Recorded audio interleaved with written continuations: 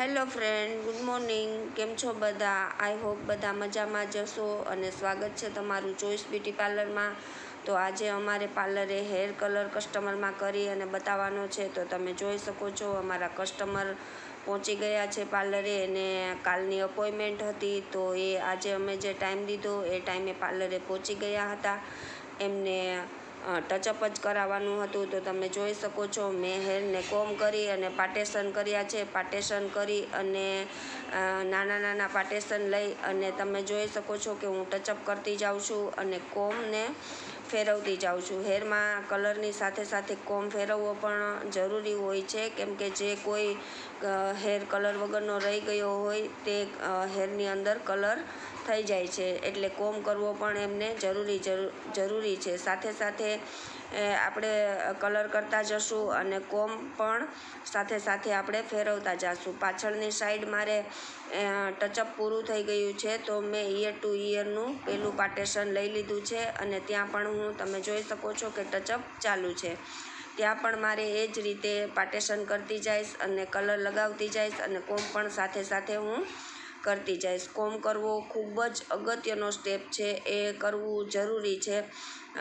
એનાથી તમને કલર પણ નેચરલ જેવો લાગશે અને કોઈ ધબ્બા પણ નહીં રહે અને હરેક હેરમાં આપણો કલર પણ આસાનીથી બેસી જશે. તો તમે જોઈ શકો છો વિડીયામાં કે મારો કોમ પણ ફરે છે અને બ્રશ પણ ચાલે છે.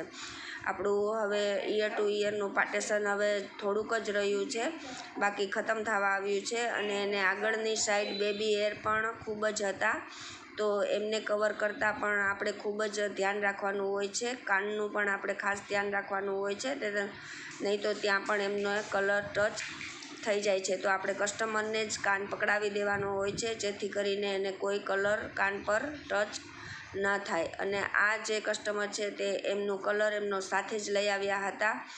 એમને જે સૂટ થાય છે એ નંબરનો કલર એ સાથે જ લઈ આવ્યા હતા અને અમારે એમને કલર કરી દેવાનો હતો, વોશ કરી દેવાનું હતું અને પછી એમને માસ્ક કરી દેવાનું હતું.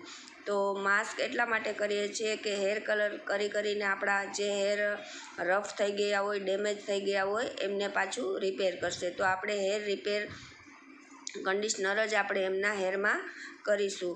તમે જોઈ શકો છો કે મેં બીજી બાજુનું જે પાર્ટેશન હોય ઈયર ટુ ઈયરનું એ પણ લઈ લીધું છે અને ત્યાં પણ હું બ્રશ વડે કલર કરતી જાઉં છું અને કોમ પણ સાથે સાથે કરતી જાઉં છું. ઘણી વસ્તુનું ધ્યાન રાખવાનું હોય છે કલર કરતી વખતે, કે આપણે રૂસ્ટમાં જે ટચઅપ કરવાનું હોય તો આપણે ટચઅપ જ કરવાનું હોય છે, લેન્થની અંદર નથી કરવાનો હોતો કલર. અમારા કસ્ટમરને પણ ખાલી ટચઅપ જ કરવાનું હતું, રૂસ્ટમાં ટચઅપ કરવાનું હતું.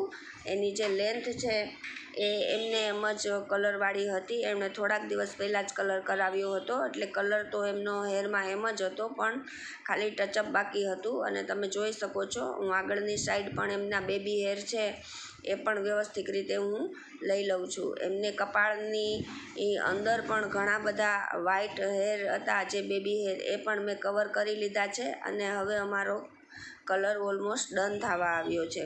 તો તમે જોઈ શકો છો અમારો કલર ડન થઈ ગયો છે અને હવે આપણે આપણું બાઉલ પણ એમની લેન્થથી સાફ કરી નાખશું, એટલે એમનો કોઈ પણ કલર જરા પણ વેસ્ટ ના જાય. અને પછી આપણે વ્યવસ્થિત રીતે પૂરા માથામાં અને પૂરી લેન્થમાં આપણે કોમ કરીશું. કોમ કરવાથી નેચરલ કલર લાગશે અને હરેક વાળ જે આપણું છે તે કલરેડ થઈ જશે.